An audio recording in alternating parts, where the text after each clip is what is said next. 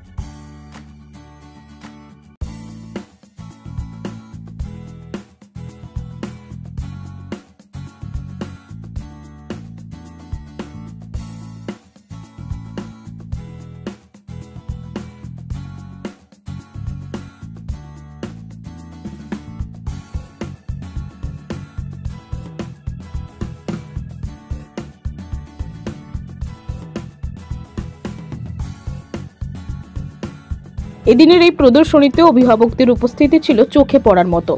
অধিকাংশ অভিভাবকরাই তাদের ছেলে মেয়েদের হাতে তৈরি মডেল দেখে মুগ্ধ। স্কুল কর্তৃপক্ষের এই উদ্যোগকে সাধুবাদ জানিয়েছেন অভিভাবকরা।